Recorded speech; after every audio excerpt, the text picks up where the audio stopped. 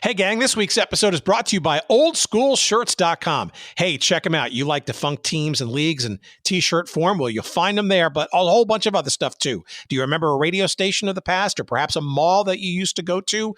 All kinds of great cultural and sports memories can be found at the great folks at oldschoolshirts.com. Promo code GOODSEATS for 10% off all of your purchases. And now, here's our show. It's the E-Trade World Series pregame show, brought to you by E-Trade. It's your money. We are here met at baseball's Armageddon. The separate routes the teams have taken reflect the differences of the moment of the elite Yankees and the blue-collar Mets. They also reflect the differences of history, the behemoths of many ages, from the house that Ruth built, versus the offspring of perpetual underdogs who played in green cathedrals long gone called the Polo Grounds at Evans Field. Two teams, one World Series, all in one place. So rare is this that even before 1953, when 5 cities were home to a total of 11 teams, this has only happened twice outside of New York. But here this is the 15th Subway Series, the first since 1956, and thus history is renewed. You have never seen anything like it. Keep your hands inside the roller coaster and revel in the ride. From Yankee Stadium in New York, it is Game 1 of the 2000 World Series and the E-Trade pregame show. Joe Buck, Tim McCarver, and Bob Brenly standing by for the play-by-play, and alongside Steve Lyons, I'm Keith Olbermann. There are 56,000 14-year-olds here tonight. Every Yankee fan, every Met fan grew up or has been growing up with the dream that someday his heroes would bludgeon those bums from the other league. Mix in the fear that those heroes could themselves get bludgeoned, and the fact that the crowd for each game will be a cheek-by-jowl mix of the warring tribes. And even if you hate New York, you can't miss this. And as if we needed more, Steve Lyons, we may have the most even matchup in a series in 4 or 5 years at least. I think that's what is going to make this a great World Series, the fact that there's no clear-cut winner. And if you make predictions in this town, it's very difficult. But when both teams are in the World Series, you take your life in your own hands. I do expect the Mets to come out on top of this one. I think it'll go 6 or 7 games. And the reason is because I think the Mets starting pitching and their bullpen is better than the Yankees right now. And it seems to be a team of destiny for the Mets. There's a feeling that there should be a change of the guard in baseball. And right now, the Mets are playing the best baseball than they've played all year. Now, we've been here all week, and the excitement has been building and building. And in about 20 minutes from now, it's ready to blow up. Welcome to Good Seats Still Available, a curious little podcast devoted to exploring what used to be in professional sports. Here's your host, Tim Hanlon. Ooh, can you feel the excitement? How are you, everybody? It's Tim Hanlon. It's Good Seats Still Available.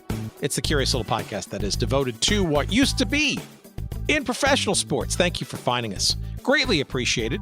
And we tip our New York Yankees, no, New York Mets, no, both caps your way in your general direction this week, as we go back to almost 25 years now to 2000 and the Subway Series renewed between the New York Yankees and the New York Mets. Not renewed really, but New York versus New York, or teams in New York City playing against each other, something that hadn't happened until this series in 2000.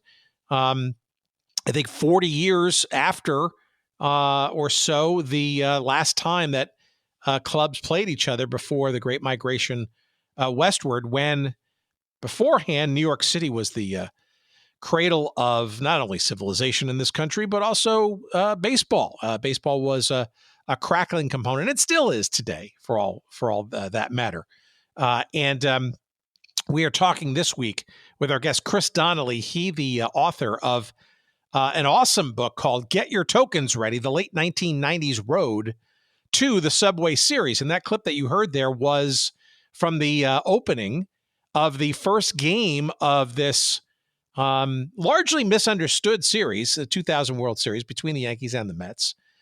It was won by the Yankees in 5 games, but the closeness of this series was just absolutely amazing. Neither team won a game by more than 2 runs. As a matter of fact, let's see, 3 of these 5 games were decided by 1 run. And you can imagine the anticipation of a series like this. And this is, you have to sort of harken back. 1997 was really the first year that interleague play became a thing during the regular season. And the Mets and the Yankees obviously were part of that beginning of that dynamic in 1997. And we'll have a clip a little later that sort of gives you a bit of a sense of just the sheer flavor of that and the intensity around that. But my goodness, in the absolute World Series, can you imagine what this was like? And that clip there was Keith Olbermann and Steve Lyons back when they were getting along. I don't know if they were getting along then, but you could not script the setting any better than Keith Olbermann did and could do. He's obviously a prolific writer for broadcast.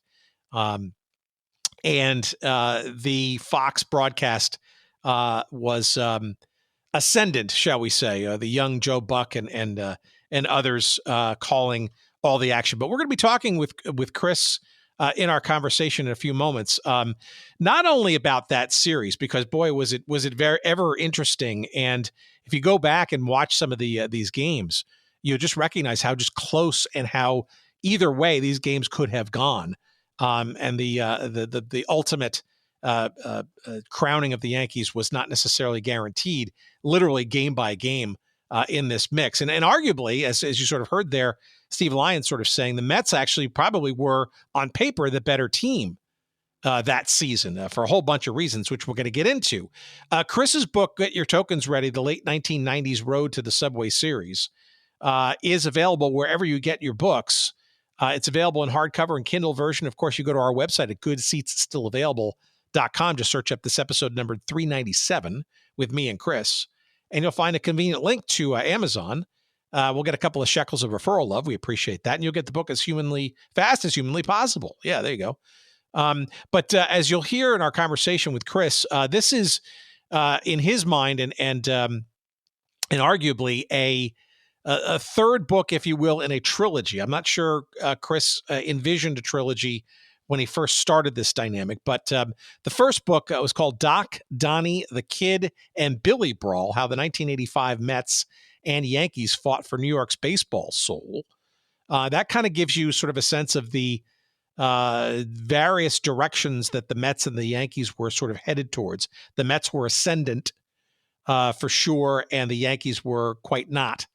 During that period of time, the late 80s, and into the 1990s, where Chris's second book of the trilogy, called Road to Nowhere, the early 1990s collapse and rebuild of New York City baseball. This is when the Mets now weren't also were beyond their peak in the late 1980s. So the 1990s was kind of a wayward. The early 1990s was kind of a wayward time for New York City baseball. But Get Your Tokens Ready, the current book, kind of picks up at the midpoint of the 1990s and leads all the way up to arguably the crowning achievement, if you will, of New York baseball, the rehabilitation, if you will, at least for one glorious season, to be a baseball fan in Gotham in 2000 for that World Series. We're not going to waste any more time. We're going to get right to it. By the way, you can get all those books. We're going to have links to all those books there on the website too. So knock yourselves out and increase the shekels of our referral love for us. We appreciate that. But let's not waste any more time. Let's get right let's talk about New York City baseball and 2000 and sort of the arc, if you will, of this rebuilding into what became a classic series, certainly within Gotham, but I think also in Major League Baseball as well. Let's talk about that series now. Here it is, our conversation with Chris Donnelly coming right up. Please, as always, enjoy.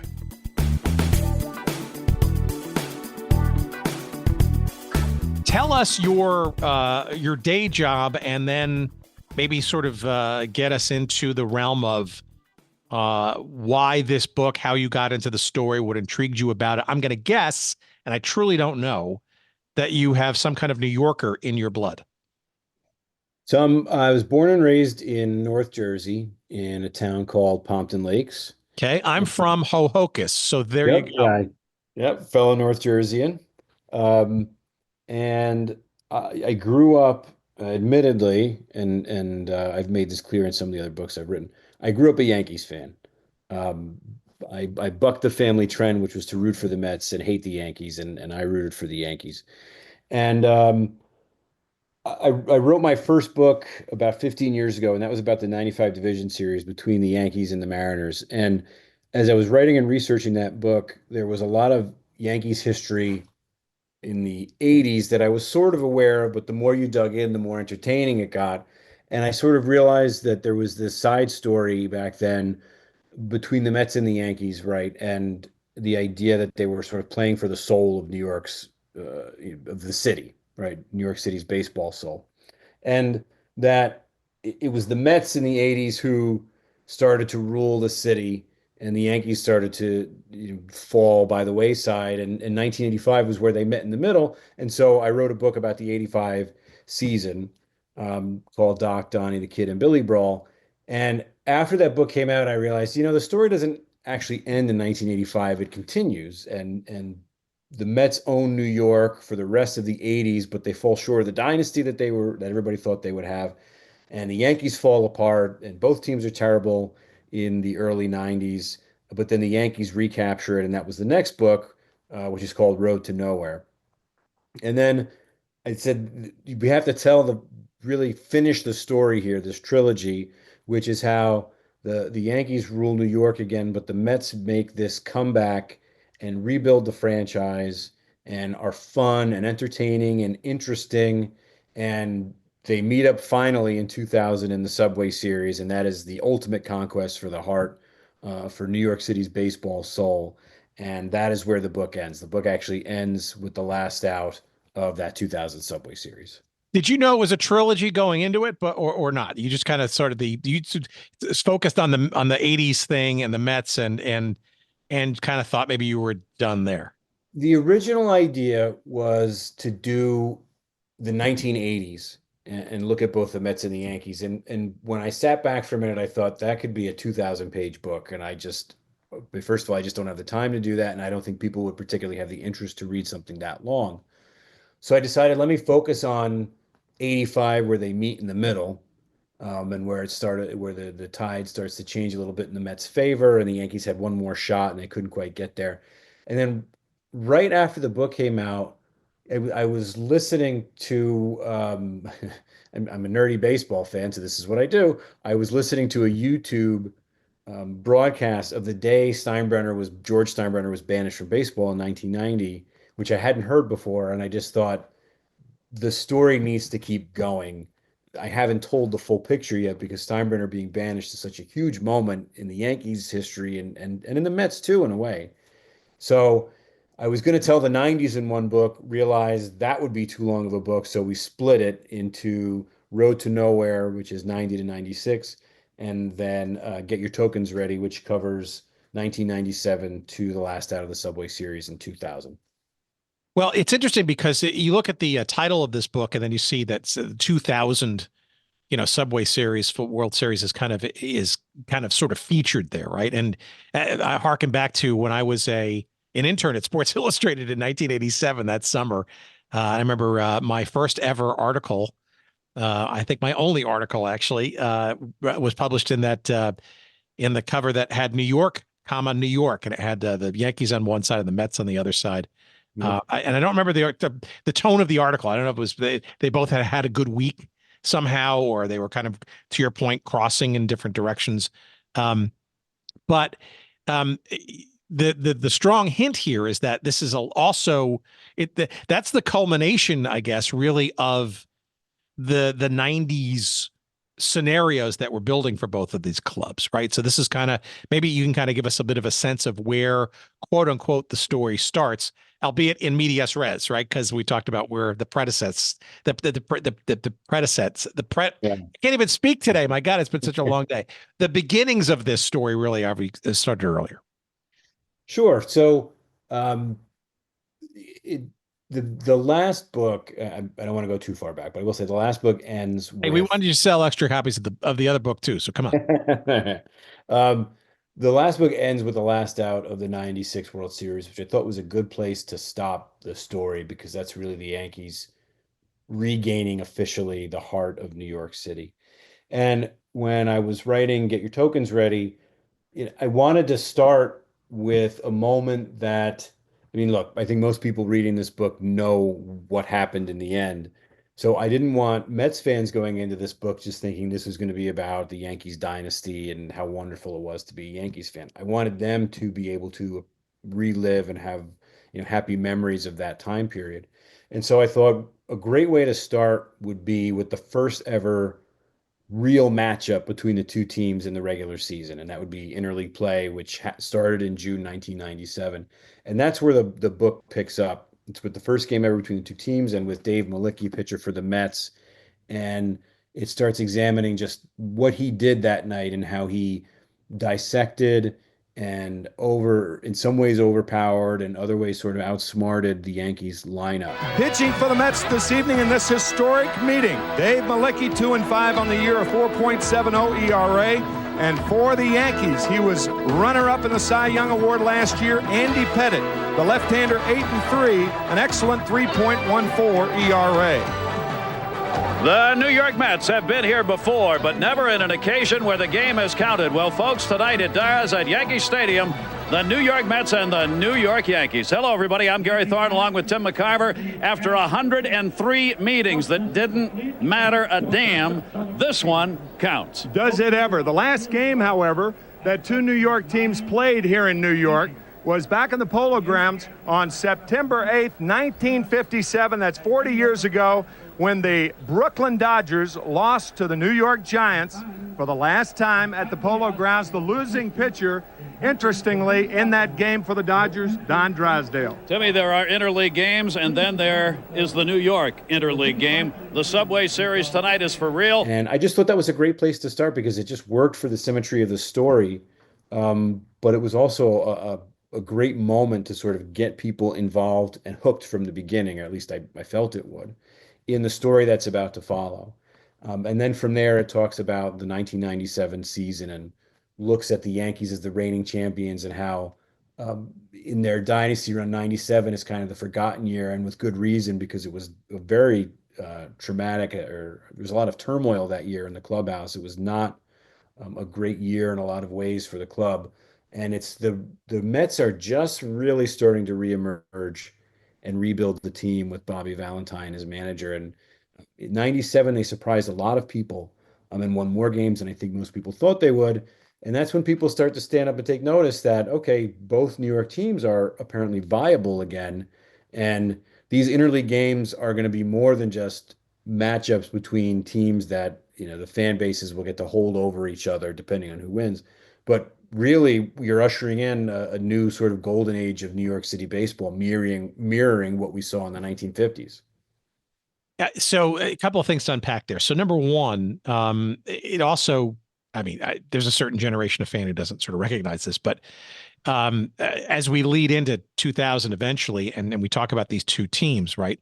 I mean, the fact that they actually got to play each other in an actual standing counting game with the advent of interleague play, that was the first time since two of the three teams that were in New York left in the late 1950s, right, where that sort of intra-city kind of battle happened, and obviously in 2000, right, the fact that a true Subway Series was actually happening again, right? So if you grew up in the New York metropolitan area, right, and if you're of a certain age, right, it was a cradle of baseball for many years before the Dodgers and the Giants left and stuff. So the idea that the Mets and the Yankees would actually play, in a game or more that mattered, not let alone the World Series, but just, in the interleague thing during the regular season is kind of a big BFD, right? Because it's just synonymous with New York and baseball, and brings back a lot of memories and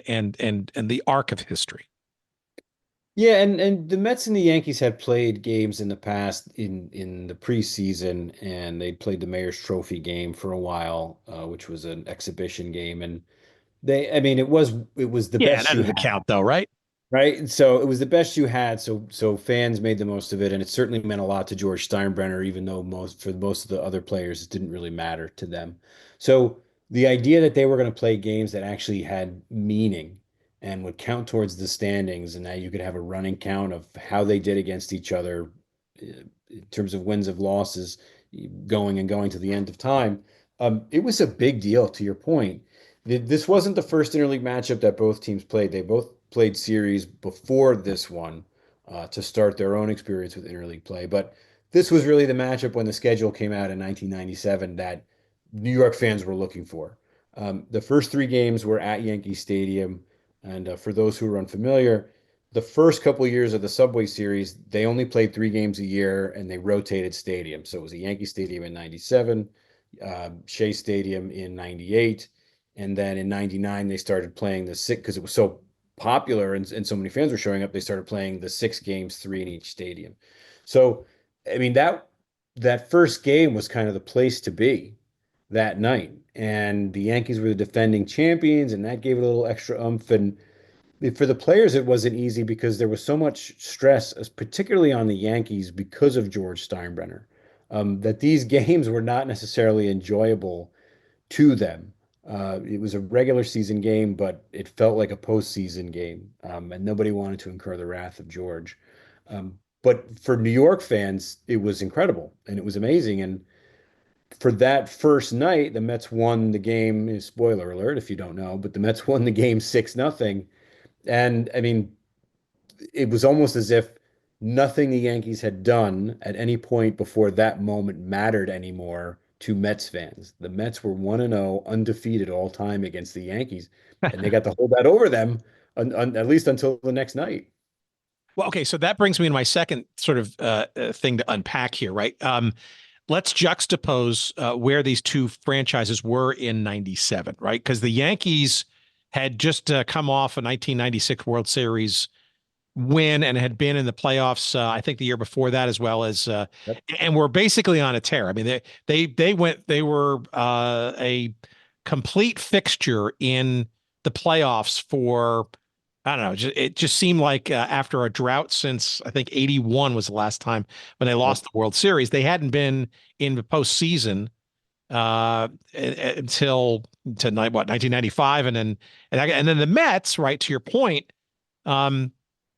their drought had gone back to their glory days, especially of 86 and a little bit in 88. Yep. To your point, they were competitive. And if you look at some of the statistics, right, 1990, I think 97, 98, there was a nice bump. In 1999, there's sort of an ascent there on the attendance front, that clearly there was something going on with this franchise that looked like it had kind of gotten going, to your point, in earnest in 97. Perhaps maybe the catalyst was that game. I don't know. Yeah, I mean, the Yankees were the reigning champions, but 1997 didn't really start off well for them. They hadn't really found their footing. That really came later in the season. I mean, they still had a winning record, and they were definitely a force to be reckoned with. And Tino Martinez was putting together a huge year, but it was not as much fun as it had been in 96. And the Orioles were far better and really stayed in first place for most of the year. The Mets had finished the 95 season on this kind of really big winning streak, and they generated a lot of excitement, and people couldn't wait for the 96 season to start. And then the 96 season came, and it was sort of more of the same early 90s Mets. I believe they finished the year with 71 wins, and it was a big disappointment. Dallas Green's fired as manager. Bobby Valentine's brought on board. And so the expectations of 97 were improvement, but I don't think they were sky high. And then it really, I mean, the pieces just start coming together for the Mets. Todd Hundley, who had a monster year in 96, he has another great year in 97. They bring aboard John Olerud from the Blue Jays, and Olerud has a great year. And some of these other pieces, right? I mean, Carlos Baerga, at least for 1997, Edgardo Alfonso starts to make an impact. Guys like Lance Johnson, Butch Husky. I mean, they're playing above, I think, what most people thought they would. And not just that, the Mets are exciting. They have a ton of come from behind and walk-off wins in 97. So it's not just that they're winning, but they're doing it in these incredibly exciting ways. And fans are starting to come back. Fans are starting to go, well, hey, we might actually have something here.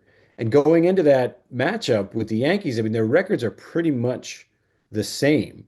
And it's not just a game between the Mets and the Yankees, although there is that element for the fans. the game actually has meaning to both teams in terms of what they're trying to do in the standings. And that makes the first few years of interleague play all the more exciting because there were consequences in the ultimate chase to get to the playoffs for both teams. So who has the upper hand then? Do you sense that I mean, I think it's important to kind of maybe dig in a tiny bit on the typical fan of each of these teams, right? Obviously, after the late 50s, right, the National League was just decimated, and a reincarnation of the National League team with the birth of the Mets. Mm-hmm.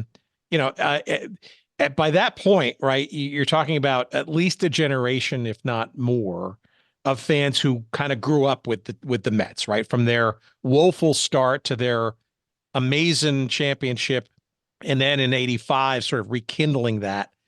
There are two sort of totemic moments in their history. Maybe you can throw in '73 and losing that World Series, but that's kind of it, really. I mean, the Mets really, had always been sort of the also ran. And the fact though, but they're the Queens, right? To the Bronx Bombers, right? They're the underdog to the Yankees, mantle, just literally and figuratively. Maybe a bit of sort of the fan expectation / composition, because I think that has something to do really with sort of the who's paying attention to whom at this time. Well, I think a big factor there is the George Steinbrenner factor, which sort of made things miserable might be too strong of a word, or it might be spot on if you were a player.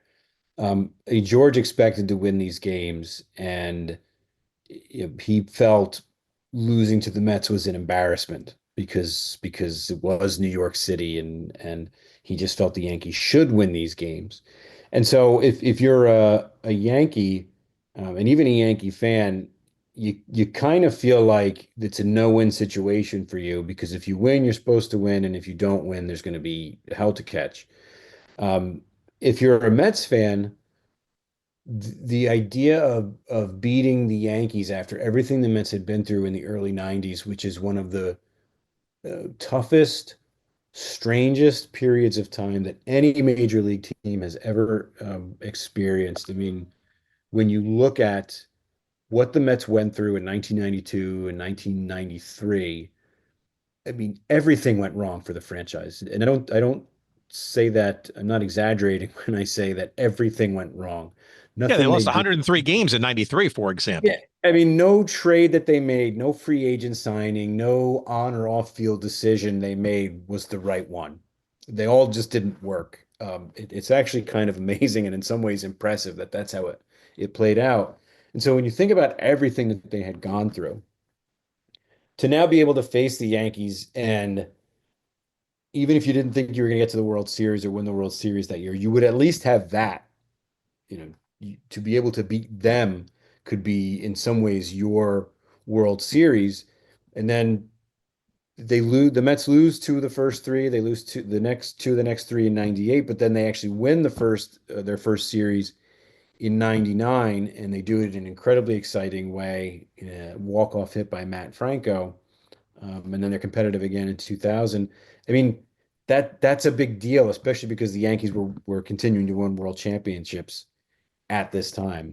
So it was a big deal for them, but also, again, the games had meaning, not just sort of metaphorically for New York City, but in the standings as well. And these were very good Mets teams. These were teams that were trying to get to the playoffs. And so the wins had meaning in that way as well. Do you sense that, that Steinbrenner kind of maybe looked at that rivalry now with the Mets more as almost like a marketing kind of dynamic, right? Because it's press, it's a news cycle, right? If the Mets, to your point, win, even if it's in a relatively meaningless or pedestrian regular season game, the New York press just has a field day with it, because not only is it unexpected, but it gives Mets fans a rare opportunity to chirp amongst themselves and with the broader sports populace. And I guess I'm trying to sort of get a sense of when that occasional gloat becomes more of a, I don't know, beginning of an expectation and as the team is getting better.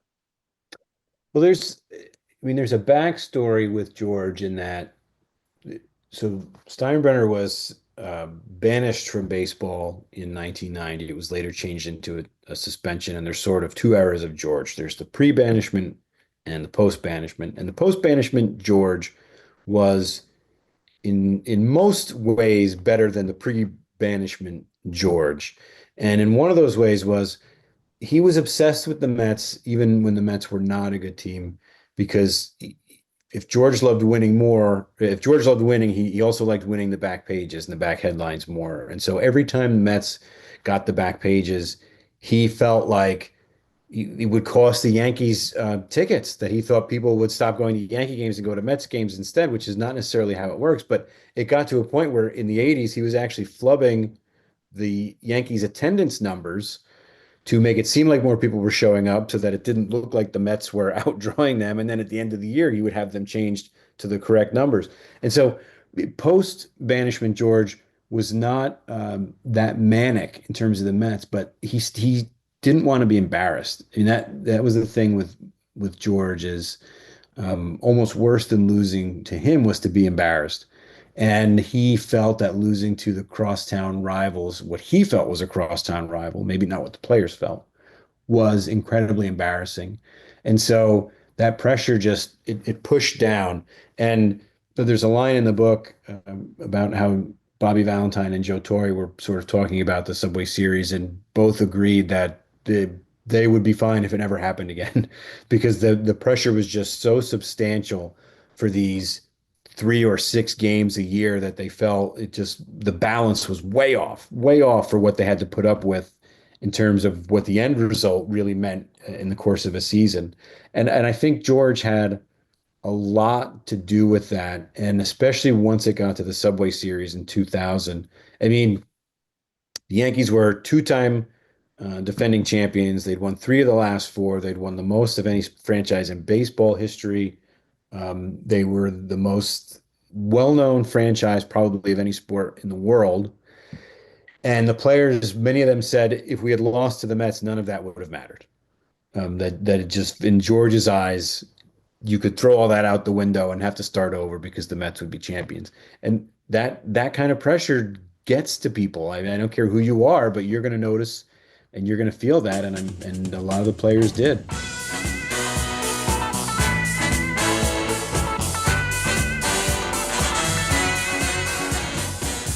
All right, what's this? Oldschoolshirts.com. Fantastic.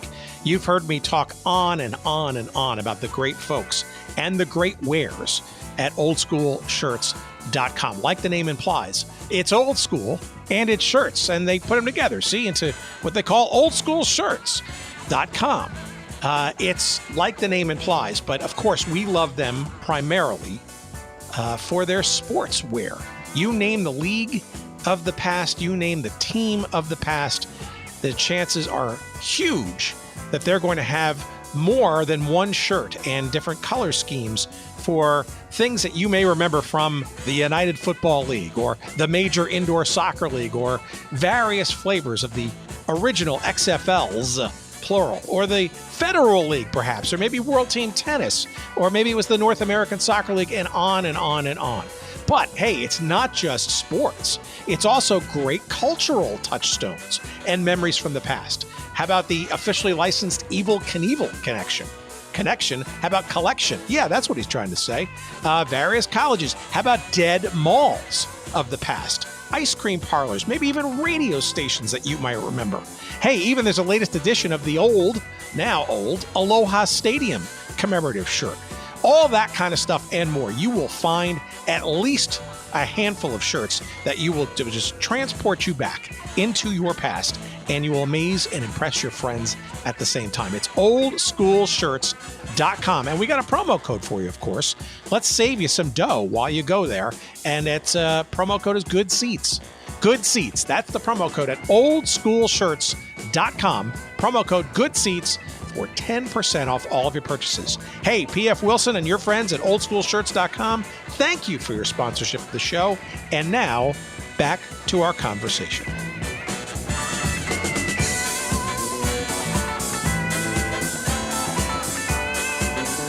All right, I want to get to the 2000 series itself in a minute or two, but I want to maybe get a little bit of give me a ramp up of each of these teams in terms of their play, and in particular both of their managers. Right, you mentioned Bobby Valentine, who came in for the '97 season, replacing Dallas Green. Actually, he had replaced Dallas Green at the tail end of '96 season, yep. And was obviously the face and the charisma really of the team. Bobby Valentine, a very charismatic kind of guy, and there's some reasons for that, and his time in Japan and all that kind of stuff. And on the other side, ironically, a guy already enshrined in Mets lore prior to him becoming a coach, and that's Joe Torre, who essentially, after having taken over for Buck Showalter after the '95 season, was, I don't know, managing well, shall we say, a fairly well, I won't call it well-oiled machine, because, as long as George Steinbrenner's in there, you never quite know. But to his credit, right, had, I wouldn't call it a dynasty, but certainly a regular, well, I don't know, a regular presence in the top tier of the playoffs, including a bunch of World Series. Can you give us a little bit of background on both of them and maybe juxtapose them as we kind of lead into 2000 and how they got there? Because they're kind of different guys. They're different guys, but to a degree, they were both sort of perfect for that period in time and for what the franchises needed. So Joe Torre had been a manager. He'd been a player manager with the Mets. He'd been a manager with the Braves and with the Cardinals, and had not really seen much success in his time as manager of those clubs. And he replaces Buck Showalter, which was an incredibly unpopular move in New York at the time. So unpopular that George Steinbrenner actually flew to Florida and offered Showalter the job back, and said that they would figure out another position for Torre and Buck could be manager again. Showalter at that point had already committed to the Arizona Diamondbacks and probably wouldn't have done it anyway, because Buck's integrity wouldn't have allowed him to do that to Joe Torre. But Buck and Joe are just different guys. Showalter is a micromanager, and there's no person on planet Earth who knows more about baseball than Buck Showalter, but he has a tendency to wear people down because he is just interested and particular about the most minute details. Joe Torre wasn't like that. Joe Torre was he wasn't a phone it in manager or anything like that, but he felt that his players knew their responsibilities and their roles. He stepped in and was a disciplinarian when he had to be. But by and large, he let leaders of the clubhouse police the clubhouse. And he was just, and he was also playing with house money as far as he saw it. He'd been fired 3 times. And so when he took the job with the Yankees, he knew he was going to be fired again at some point. That's just what George did. But he didn't really care because it had already happened to him. So as he has said, he was kind of playing with house money there. And it was just what the Yankees needed at that time. And Bobby Valentine the Dallas Green was volatile and was playing with guys who just, the talent wasn't necessarily there. And he was brought in for that reason. He was brought in to get these guys in shape and to yell and to scream. But as many players will tell you, you can only get yelled at so many times before it just doesn't matter to you anymore. You can only see a table flipped over 2 or 3 times before you start to find it funny, versus having an impact on you. So they get rid of Dallas and Bobby comes in, and the first thing he does is evaluate the talent that he has and what needs to change and where there's a deficit. And that leads them to 97. That leads them to some of their acquisitions that really make a difference. And Valentine's an interesting guy. I mean, he knows how to dance and he's got a great sense of humor. And he had a reputation when he was managing the Rangers in the 80s of nothing is my fault, but all the good things I have done. And he had changed coming to the Mets. He'd learned from being fired from the Rangers and spending time in the minors. He'd learned a thing or two about sort of being held responsible and trying to manage the things that he was saying and way he was calling out players. And it wasn't always perfect. And there are certainly guys, and you can read about it in the book, who did not get along well with Bobby Valentine. And in fact, later in his time with the Mets, Valentine would get in trouble for some comments he made about some of the players because he was kind of candid about it. But his style of trying new things, and he would always tinker with the lineup, which in some ways would drive people crazy, but it kept other teams on their toes, right? And it led to winning. And he would always try new things, right? The having the first baseman not stand on first necessarily when holding a runner on, things like that. It was what the Mets needed at that time. And it's just one of those things where both guys, different personalities, different crop of talent, but really what each club needed in the late 90s to get to where they needed to be. Would it be a stretch to say that the Mets were a little bit more fun to watch, perhaps, than the Yankees, especially given the Yankees just dominance, right? They were, there's just always kind of just a routine machine, so to speak. No, and I as I've said, I'm a Yankees fan, and obviously I enjoyed the late 90s. But when you go back and look at the Mets of that time, they were more fun to watch. They just, the Yankees were, as they have been for a long time, businesslike. And that's not to say that the guys in the clubhouse didn't know how to have fun or a good time, but the organization was, and likely forever will be businesslike in the way that they go. I mean, they just now allow people to grow beards. So like it's just the kind of look at the stadiums that have since been built, right? I mean, the Yankees, Palace is very, it's a palace, and it's very reverential and it's right. flowed, and it feels like it's a monument kind of orientation. You go to Citi Field, and it's fun. It's like there's a carnival over there, and there's more food things to explore over there, and it is essentially, they are so, I don't know, their identities are so different, and I don't think that's changed really. It hasn't, and you can see it in, when, to your point, when you talk about the Yankees and its history, and right, this very almost solemn music plays every time they show a video, and it's all this black and white footage, and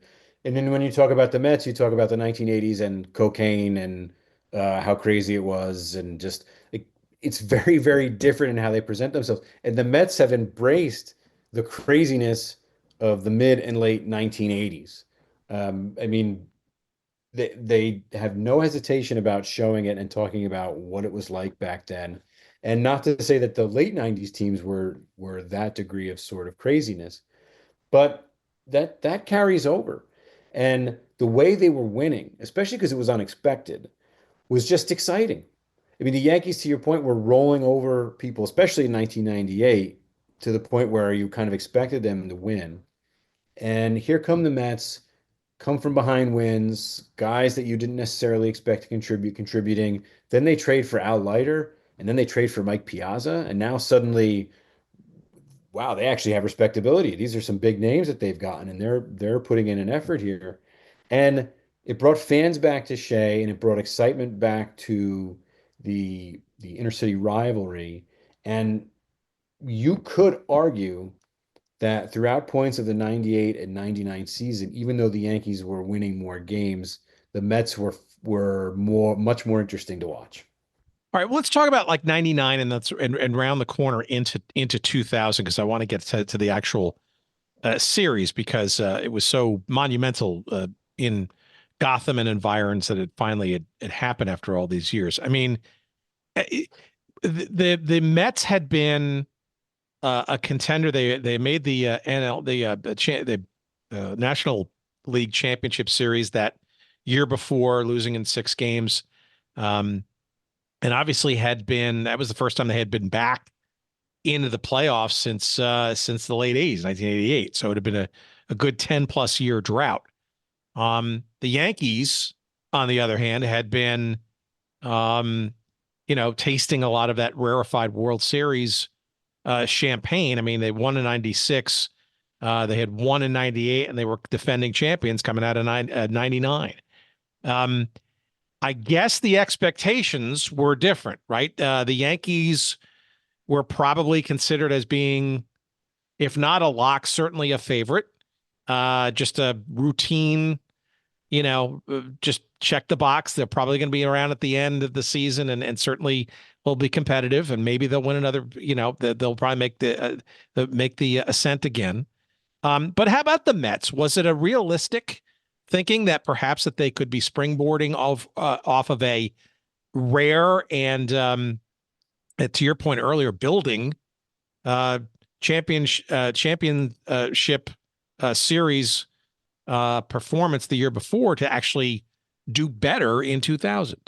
Yeah, there's a couple things to keep in mind there. The first being the 2000 Yankees were probably the weakest of the dynasty year championship teams.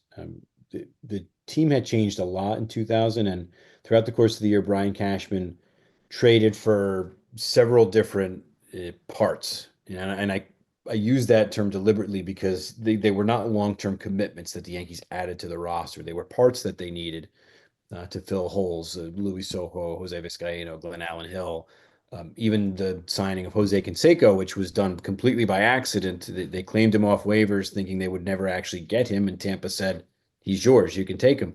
And so it was a different team and not as good as the 98, 99, and even 96 versions. And at the end of the year in 2000, they go on what might be the worst 2 weeks of baseball in the entire history of the franchise. They finished the year going 3-15. They don't actually win to go into the playoffs. They rely on other teams losing to get into the playoffs. And I think people view them as this is the year where it's going to end. And that's actually a main theme in that chapter in the book, this notion that Eric Chavez of the A's saying, look, we respect them. They've had a great run, but it's our turn now because they were playing the Yankees in the first round. And so they may have been repeat champions, but they were not this force that I think everybody thought they were. The Mets, I mean, I would argue that the 1999 Mets might be overall top 3 best Met teams of all time. Just when you look at what they accomplished and who was on that team and the greatest fielding infield of all time, possibly. And so they were a game or two short of the 99 accomplishments in 2000, and not all the pieces were the same, right? But they didn't go really into that series as huge underdogs. They had essentially run over the Cardinals in the championship series in the NLCS. They had a hard-fought win against the Giants in the NLDS. They came very, very close to being on the cusp of being swept out of that first round, came back and won it in 4 games. Bobby Jones pitching the one-hitter. So I don't know if the Yankees were overwhelming favorites to win the series per se. And I think the games that resulted bear that out, because even though the end result was 5 games, the winning or tying run was at the plate in every single one of those 5 games. With the exception of game 2, which got close in the 9th inning, these were all close, dramatic, clutch your chest. If you're a fan of both teams, you can't take it anymore kind of games. And if a couple things, and I'm sure we'll talk more about this, but if a couple things had gone a different way, the Mets could have been the champions that year. Yeah, I think it's also important to remember, too, that the Mets actually had a better record than the New York Yankees. Even though the Yankees finished first in the AL East, the Mets finished second, and obviously they had the playoffs had expanded by then, arguably a little later than perhaps it should have, but that's just, I digress. But they finished second. They had 94 wins, right? That was I think of almost 8 or 9 or maybe wins more than the Yankees. And so to your point, right, the Yankees' relative weakness, right, I guess belies sort of maybe some of the masks perhaps some of the Mets' strengths that maybe was not sort of I don't know, as given as much credit for going into all this. Yeah, the Mets were a really good team. I mean, obviously they made the World Series, but they had Mike Hampton, they had Al Leiter, they had Mike Piazza and Robert Ventura. And I mean, they made the World Series that year for a reason. And the Yankees, the A's took them to 5 games. And again, 1 or 2 things differently in that series, the Yankees would have been eliminated. The Mariners gave them a run for their money. almost came back in game 6 to force a game 7. So it was by no means a gimme that the Yankees were going to easily three-peat. And when you look at some of the things that happened in the Subway Series, I mean, game 1 and game 5 in particular could have gone the other way. Just a few small things and could have gone the other way and completely changed the course of that game and possibly the history of at least the Mets and maybe the Yankees. All right, we'll get into that in a second. I want to know though, in your reporting and your recollections, what was the mood and the feeling going into this series in and amongst the New York sports cognoscenti in terms of the Mets' chance here, right? Yankees coming off of 2 consecutives, the 3 in the last, 4 or 5 years. Mets kind of this, emerging every decade or so, right? With something that's special that sort of feels destiny-like. Were the Mets really given a decent chance in this, or was it kind of a fait accompli that the Yankees would be, or were people just hyped up at the fact that it was New York and New York, and baseball wins regardless of who wins? I think New York was just hyped up, and I think at that time you would have found very few people who would have given you a true evaluation of either team, who didn't add their own Yankee or Met biased flavor to it. It was the first Subway Series in 44 years, and I think that was the hype. And look, most of the rest of the country didn't care, was not interested. They all felt New York got enough attention already, and now they're going to get reflected in the ratings, of course. Right. It didn't interest them that New York, which already had an outsized influence on everything, was now going to have the World Series all to themselves. But in New York, I mean, it was all people were talking about. And so I think you'd be hard pressed to find somebody who would give you, in the city at least, and in the surrounding the tri-state area, an honest opinion of who they thought was going to come out victorious in that. And then there were just so many side stories to it. I mean, right before the series starts, Benny Agbayani gets on Howard Stern and, yeah, hey, we'll win the series in 5, which is a completely meaningless comment, has no bearing on whether they're going to win. He was answering a question. He was playing along. And what's he going to say? That the team's going to lose in 5 games? But it gets blown completely out of proportion. It becomes a story because that's just where everybody was in their frame of mind at the moment. Oh my God, I can't believe he would say such a thing. I mean, who cares what he says? But that was where everybody's head was at. And then, of course, you had the Clemens Piazza matchup again. It would be the first time that they would see each other since Clemens hit Piazza in the head earlier that summer. You had former Mets like David Cone and Dwight Gooden, who are now on the Yankees roster, Joe Torre, the former manager. There were just all these side stories, plus the idea that at the end of this series, one team would for certain have the ultimate bragging rights. And so that was really the frame of mind of New York in late October 2000. Yeah, and you look back at the actual play of these games, right? It was a 5-game series, but still, you look at the games were very close, right? I mean, like you look at even game 1 in the Bronx, right? They were tied through the 7th inning, right? And it went into extra innings. I think that was a great scene setter, right? And I think a lot of people thought, hey, this could be, not only the best of New York, but maybe this could be really a pretty compelling series if it's going to be like this and go in extra innings every game. Yeah, I mean, if you're a fan of baseball, you really couldn't ask for more than what you got in game 1. Scoreless until the bottom of the 6th. The Yankees take a 2-0 lead. The Mets take the lead in the top of the 7th. It remains 3-2 until the bottom of the 9th. The Yankees stage a rally, tie the game. Goes to extra innings. There are multiple opportunities for the for the Yankees to win the game. The Mets constantly pitch out of it until Jose Vizcaíno slaps a single into left field to win the game with 2 outs in the 12th. It was the longest game in World Series history to that point. You also had, I'm sorry, Mets fans, but I have to bring it up. The Mets made numerous base running mistakes throughout game 1. Getting picked off, even when they weren't stealing bases, although Andy Pettitte had an incredible pickoff move, the pitcher for the Yankees. Not running out ground balls that they didn't realize were actually going to be fair balls. And then, of course, the famous play with Timo Perez where he thought Todd Seal had hit a home run. And so he slows down just enough for just enough time to eventually be thrown out at the plate, costing the Mets a run in the sixth. I mean, if you're a Mets fan, obviously you don't enjoy those aspects of it. But if you're a baseball fan, the game really has all the elements of what you would look for in a postseason game. It certainly did not disappoint.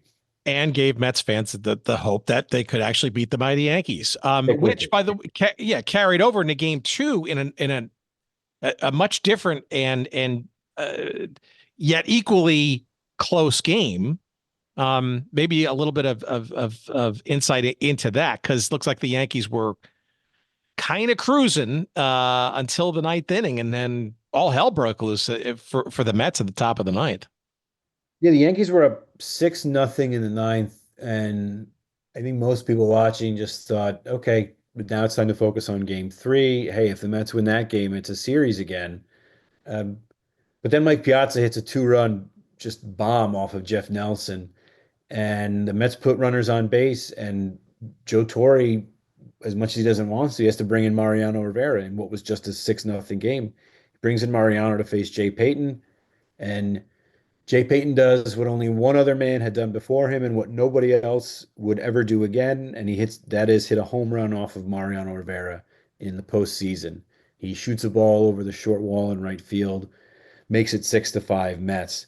And the Mets didn't win the game. The next batter gets out, but they were still down 2-0, but there was sort of this feeling that, hey, we made this 6-5. Let's take that feeling, this idea that we can come back from anything, into game three. That was not necessarily the immediate story in the press after game two. That was sort of the feeling in the Mets clubhouse. The story after game two was the Piazza Clemens incident.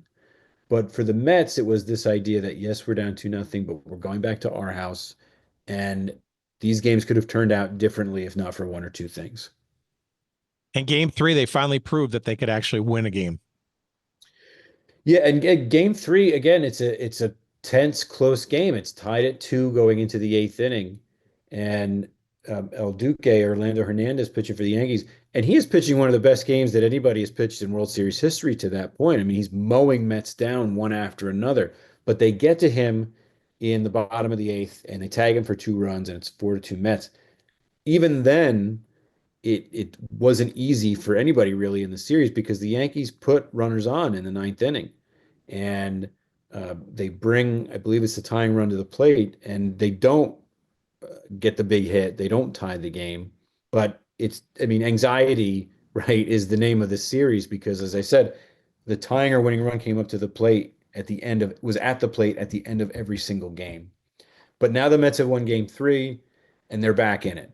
And if they win game 4, then everything that happened in games 1 and 2 doesn't really matter anymore because now it's down to a 3-game series. So all they have to do is win game 4, and it changes things completely.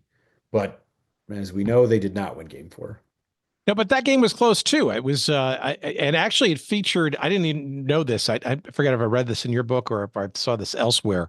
I might have seen it because, I don't know, it might have been in Al Troutwig's passing recently because he was so, was it Al Troutwig or somebody, one of the home runs, Jeter's leadoff home run in that game 4, is used for, is part of like the Yes Network's documentary series. What do they call it? Yankeeography or something like that. Yeah. I mean, I don't know what was so special, if you will, about that particular home run, but it's obviously, it was well shot. But that game was close, right? It was 3-2. I mean, New York, the Yankees were up 3-0, and then Mets came back in the 3rd inning and got 2 runs of their own, and nothing after that. But it was probably pretty tense. I don't remember the game vividly, but that close is always a run behind, and the stadium at Shea is probably in a frenzy, knowing that it kind of was somewhat do or die, right? And to know that they could make it a closer series, right? Yeah, game 4 starts with Jeter hitting the first pitch from Bobby Jones into left field for a home run.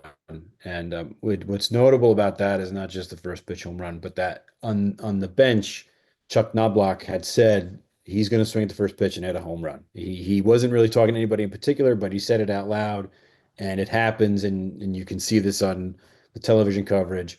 I mean, people start going crazy. Vizcaino starts pointing at him, saying that he predicted it. So it's 1-0 Yankees. They make it 3-0 early on, and it sort of feels like the game's going to be a laugher. And then Mike Piazza hits this. He just tattoos this line drive into the left field stands off Denny Nagel. He makes it a 3-2 game.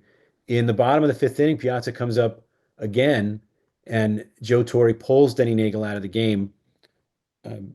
Denny Nagel is obviously unhappy about it. It means he will not be in line for the win. He can't believe he's being taken out. He doesn't even say anything, and he walks off the mound, head down. It would be his last appearance as a Yankee.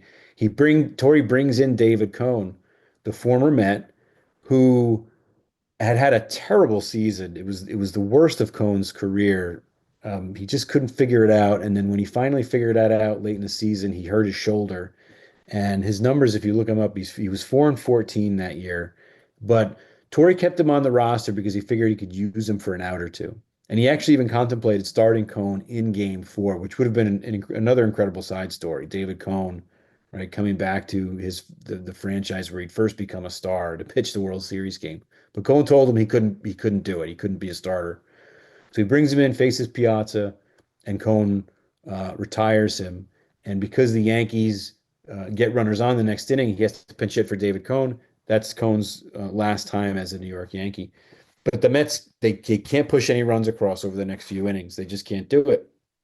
And the game ends 3-2, and now it's a 3-1 series. But again, one thing going another way, and it's a completely different series, and it's a completely different scenario heading into Game 5. Yeah, and even that was pretty close until the ninth inning, right? It's tied at 2 going into the top of the ninth. And if you're a Mets fan, you got to be thinking our luck's got to break, right? We got to break our way. We did it in one game, and it just went, but giving up 2 runs at the top of the ninth certainly didn't help matters, and essentially kind of ended it there. They, the bottom of the ninth, they didn't really have much response. Yeah, the Yankees, took the lead 1-0. The Mets fought back, made it 2-1. Jeter hit a home run in the 6th inning to tie it 2-2, and then the game remained tied. And Al Leiter was dealing. He was just mowing the Yankees down one after another, and that includes in the 9th inning. He's got 2 outs, and he walks Jorge Posada on a close pitch. Scott Brosius singles, and that brings up Luis. So he was out 141 pitches, but Bobby Valentine said that was his guy. That's who he wanted on the mound. And in defense to Valentine, there really wasn't a reason other than the pitch count to think that Leiter couldn't get Luis Sojo out. Sojo was not a home run threat. So there wasn't a reason to think Leiter could give up a bomb or anything like that. And what happens is that 4-hop ground ball up the middle that eludes Leiter and both middle infielders. And Jay Payton is playing so shallow in center field that he's really only about 20 or 30 feet from second base and almost throws out Jorge Posada at the plate. Ball goes into the stands. Brosius scores as well. It's 4-2 Mets. And then in the bottom of the ninth, the Mets put a runner on, and Mike Piazza comes up. And there's watching in that moment, and I remember this vividly as a fan, you just sort of thought it's destined that Piazza is going to tie the game here. It's just the way it feels like this series was meant to play out, especially with everything that happened between him and Clemens. And then Piazza hits a ball, and as I write in the book, I still don't understand 25 years later how that ball was not a home run. New York Yankees are 1 out away as Akbayani tags and goes to third.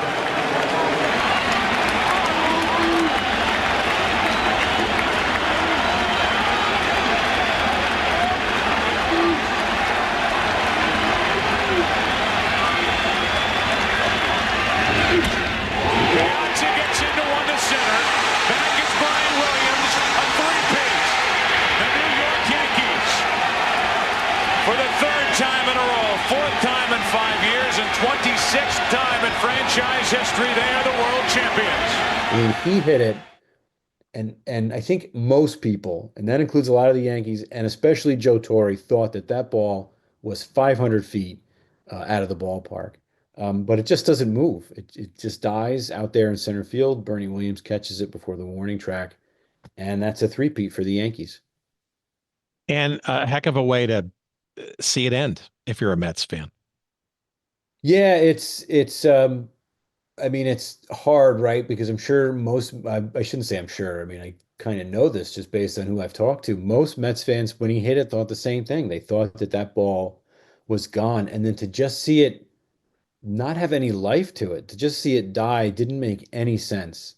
And so you're sort of standing there stunned, which in some ways may have been better because then you didn't really have time to think about that the Yankees are now World Series champions. You just sort of stunned, and I'm sure that that sinks in a little bit later. But it was sort of the proper way for that series to end. When they talk about the best World Series of all time, they're never going to talk about the 2000 World Series, and I understand it. But because it's a 5-game series and because it was part of a three-peat. But really, when you look at the action on the field and some of the off the field distractions, you could rank it high up there just based purely on those factors alone, because each game, with the exception of the first part of game two, really were nail biters. How about the aftermath? Obviously, the coda to this story, and don't necessarily want people to not buy the book and sort of understand sort of your narrative around it, but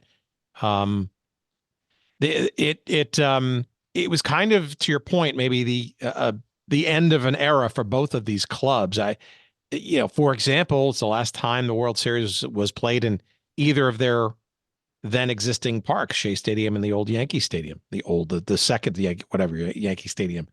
It was until that time, I think, was the lowest rated national, televised game. I think it was Fox's first in their new package. Big in New York, but the rest of the country didn't really sort of care all that much. But also it was kind of the last hurrah, certainly for the Yankees, given all that they had accomplished prior, although they were still nibbling around in the seasons past. And the Mets, Valentine and his crew were pretty much gone a couple of years later, no? Yeah, it's there's this old saying about how everybody thinks that the golden age of baseball was when they grew up watching baseball. And I'm sure to some degree that's true, but I actually do think that last out was really the official end of what I would consider the second golden age of New York City baseball, the first one being in the 1950s, when you had the Yankees, Dodgers, and Giants sort of all competing every year to be champions. And that last out ended that run, and the Mets were not the same team the following year, and in fact fell to last place by 2003, and sort of repeated what had happened in the 80s, where they never reached their full potential, and then the franchise kind of fell apart, and then they rebuilt themselves later on in the 2000s. But it wasn't and hasn't been and never will be the same as that late 90s and the 2000 matchups for a variety of reasons. I mean, just the fact that we've had interleague play is now a standard part of the game, as you'd mentioned earlier. And the personalities have changed, and the way we watch and understand baseball is different, and our access to players is different now with social media. And it's just it's a different feel. And that's not to say that both teams can't create or generate excitement, because they can. I mean, and both teams are good enough now. We could have potentially seen a Subway Series last year. Who knows? We might see one this year. It will not be the same as it was in 1999 and 2000. I mean, we've had that experience, and you can't really relive it. And the personalities, like I said, are just different. And so, really, I hope people, when they read this, I hope if they live through it, I hope it evokes great memories for them of that time, again, of what I would consider the golden age. For those who did not live through it, I hope it gives you an understanding of what it was like and how exciting it was to be a New York baseball fan in the late 90s and the 2000s. And I hope that in some way, if you are a Mets or Yankees fan, you can come close to experiencing what we all did back in that time, because it was a joy. And as we record this, both clubs are leading their respective divisions in both the AL East and the NL East. And Right. the Yankees, right, they lost the World Series last year and probably have something to prove. And the Mets were in the NLCS last year and probably have something to prove. And Lord knows there's been a ton of money, especially put into the Mets. And obviously, and the Yankees, continue to have as much talent as anyone. I don't know. I mean, perhaps stranger things have happened, but maybe a little bit of a little voodoo in this general direction. Perhaps we'll see it, but we'll see as we drop this episode. A lot of the season still left to go. So if you're listening to this episode afterwards and there was a World Series, well, there you go. We told you so, and we recorded this in early May. So we shall see. Chris, tell us where the book can be found. Obviously, the title and stuff. We'll promote the heck out of it, of course. But just for posterity's sake, and what any things you think you'll be doing to promote in person that you might know of yet? Yeah, absolutely. So it's Get Your Tokens Ready, the late 1990s road to the Subway Series. And that comes from a call that Michael Kay made when he was a radio broadcaster for the Yankees in Game 6 of the 2000 ALCS, when David Justice hit a big home run and it seemed clear the Yankees were going to the World Series. And the 3-1. Swung on a drill deep to right field. There it goes. See ya! Into the upper deck. David Justice with a 3-run home run. And the Yankees have come all the way back. They lead 6-4. Get your tokens ready. You might be boarding the subway. Oh, what a big home run for David Justice. Well, David Justice, who won a World Series for the Braves against the Indians back in '95, may have won this ball game. He got a 3-1 fastball. He turned on it. He hit it high and deep and far into the upper deck in right field. A gigantic 3-run home run. And the Yankees take a 2-run 6-4 lead. So get your tokens ready. For those of you who are near the Jersey Shore, I will be at the Toms River Book Festival on June 6th. And I will be speaking at the Baseball Hall of Fame sometime this summer. And I will also be up there signing during Hall of Fame weekend for those of you who are around. And you can always visit chrisrdonnelly.com for more updates on appearances that I'll be making. And the book's available essentially anywhere where books are sold. Barnes & Noble, Amazon. You can get it directly from the publisher, University of Nebraska Press, as well.